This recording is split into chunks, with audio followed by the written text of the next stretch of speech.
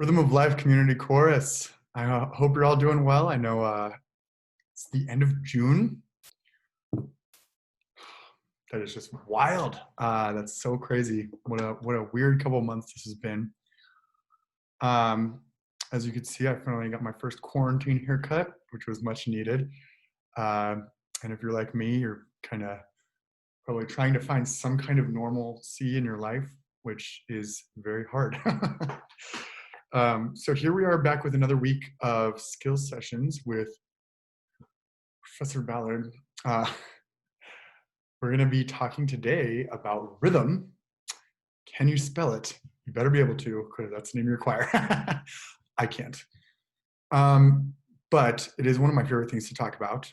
I just love reading rhythm. I love participating in it. I love talking about it. So if I say something in this video, or if you just are confused or just want to talk more about it, or if you want me to make worksheets for you personally, I would love to do that. Or if you're just like, hey, I want to talk on the phone, say hello. I'm here for it. So, so today we're going to talk about some rhythm. I'm just going to go over a couple of different systems that I think are helpful as far as reading it, because I think if you don't have a system, then you're kind of just guessing, right? So hopefully you learned something from this today. And then what I'm going to do is I'm going to apply it to sitereadingfactory.com. It's that resource I was mentioning last week, but we're just going to go into a little bit more depth with that. And then I will close with just some tips, some do's and don'ts that I think are important, things that I notice a lot when people are reading rhythm. So I'm going to share my screen, and first thing I'm going to do is I'm going to go straight to, this is actually just an elementary school's music website. If you Google rhythm tree or rhythm pyramid, you can find different versions of this. This one just looks very clear to me if you're perhaps new to this. So what we're going to do is we're going to compare all of these. And if you're a math expert, you're already noticing whole note, half note, quarter note.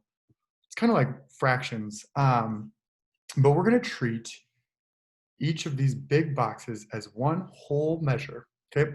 By the way, for those of you who are kind of fancy and you know more things perhaps about rhythm, we're going to keep everything in the context of 4/4 today, just to keep it simple. If you don't know what I'm talking about, it's fine. I'll explain later. But so we're going to look at this whole note, right? It's going to take up an entire measure in 4/4. What that means, and this is all you need to know, is this gets 4 beats. So for right now, we're going to use the ta, t, t method for counting. I'm just going to hold this out. So if this is my beat, I'm going to hold it for 4 beats. Ta. You counted with me? Yes, thank you so much. Whole note gets the whole measure. I think that makes a lot of sense. Half note is going to take up half the measure, or it's going to be half of 4 beats. So 2 beats each. So this measure here would sound ta, ta. We break it down one level further. This is a quarter note, takes up a quarter of the measure. Or the other way you could think of this is it gets 1 beat in 4/4. So it's just gonna be my snap. So it's gonna be ta, ta, ta, ta. Okay? I think those are pretty straightforward. As we break the beat down, so now this 8th note is gonna get either 1/8 of the measure or 1/2 of the beat. So if you're thinking that's the beat, I'm gonna say TT. T, T, T, T, T, T, T, T. So 2/8 notes per quarter note. We're gonna break it down one more level. These are the 16th notes. Obviously you can see that 16 of these go into one measure. Or if we wanna think of the beat, each beat is gonna get 4 16th notes. This one's a little bit more silly. My children who I taught used to love to say this one. We're gonna say ticky, ticky, ticky, ticky, ticky, ticky, ticky, ticky. Kind of sounds like a choo-choo train, right? It's very silly. So now what I'm gonna do is I'm gonna apply this to some sheet music. So you can see, if you look on the right-hand side here, it's exactly what we just kind of went through. I didn't include the half notes and whole notes. I think that you guys can figure those out. But if you want me to add something like that, let me know. So ta, ta, ta, ta, those are the quarter notes. eighth notes get the TTs, 16th notes get the ticky tickies. I like that system. A lot of elementary school, middle school, high school music teachers use that. Another system you can use, which I personally like to use, is the number system, because it's just a little bit more specific and you know exactly which beat you're on. So if you get off by a beat, you're like, oh, I said 3 when it was supposed to be 4, that kind of thing. But they sound the same. So 1, 2, 3, 4 is the same as ta ta ta. For the eighth notes, instead of TT, we're just going to say the number again, and we're going to add this in between halfway through. And this little plus sign is just going to be and. So 1 and 2 and 3 and 4 and. When we add the 16th notes, we still have our 1s and our ands and our 2s and ands, etc. But we're going to add an E and an And this is also fun to say. 1 E and a 2 E and a 3 E and a 4 E and a. So you see how this resembles the ticky tickies. Just so I can show you a real rhythm, how this works. If you look at this measure and this measure, they're the same exact rhythm. This one sounds 1, 2, and 3 E and a 4. It's going to sound the same, but a different system. Ta, ti, ti, ticky, ticky, ta.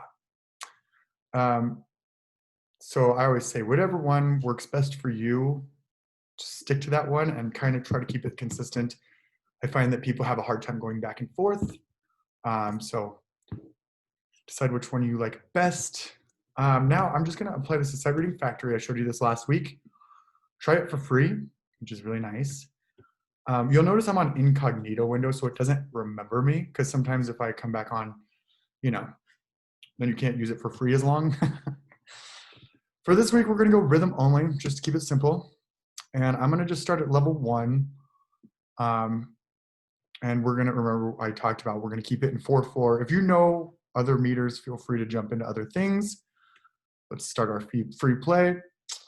And for these, you remember these are the half notes. These ones are pretty easy to read, but it's a great place to start, where you're just differentiating half notes and quarter notes, right? So I'll just read the first system. You remember last week we talked about systems. There's 2 systems on this page.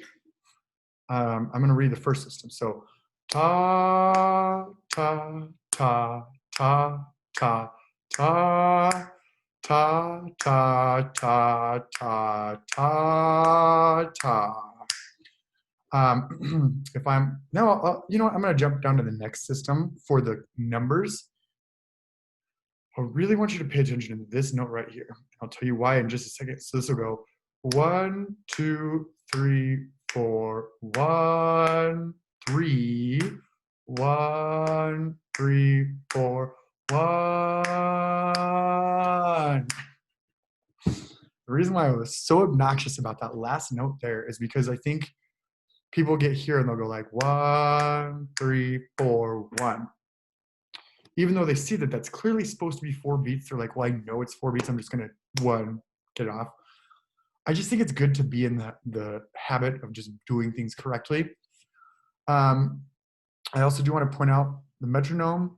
So if you want to keep, a lot of people just don't have a steady beat when they're reading rhythms. So I think you can go ahead and click this. 112 is likely too fast for a lot of us. So don't worry about if you need to bring that down to 60 or 80 or whatever. I would say the slower, the better, so you give yourself time to think. As you get more and more comfortable, you can increase that tempo. And then remember the next button, you can just keep it at level 1. For the sake of perhaps showing some people who, perhaps you're not at level 1, perhaps you're new to choir, but you've played violin for 20 years or, so this is level 4. If this looks like nonsense to you, don't worry about it. But if I just want the people who are more comfortable to not feel like this is a waste of their time. So I'll go ahead and just read this one. I'll do the numbers, and I hope I don't mess up. If I do, good. Let's do it with the metronome so you can see how this works. I'm going to put it, let's say 72.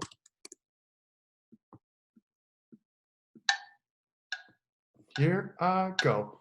1 and 2, 3, 3 triplet 4 and 2 and 3, 1, 3, 1 and 4, 3 and a 1 and a 3, 1. Get 2 beats of rest. So that's just kind of so you can see, and if you're like, hey, I'm at level 1, but I would love to be at level 4 one day, I would love to see that. Because if you just do even 5 minutes a day, you grow so fast. Don't think like this has to be something that you do for hours and hours. It's little increments go so far as getting it comfortable. I'm just going to really quickly talk about some do's and don'ts, which I just think are important. So plan your tempo for the trickiest rhythm. So if you notice that last one, I might have had a couple weird spots, but I think what happens is if you see something start really easy, let's say it starts with quarter notes and eighth notes, and you go, that looks like cake. And then you get to the second system and there's like all of a sudden these crazy rhythms. If you start going 1, 3, 4, 1 and 2, then you get to the hard rhythm that has 16 notes maybe. You're like, oh, shoot. And it's like stressful. Like you get there and you're like, oh my gosh, it's anxiety. So before you read, look for the trickiest rhythm. If you see that tricky rhythm, then you can plan your tempo for that rhythm. And then you'll set yourself up for success when you get there. Don't rush 16ths and eighth notes or other fast note values. I think it's just really easy to go like 1, 2, 3, and 4, and 1, and just remember to think. Try to keep all of the things steady and you'll be more set up for success. One way to help you do this is to divide or subdivide. So even when I'm looking at a rhythm, it says like 1, 2, 3, and 4. Quite basic, yes? I'm already thinking in my head,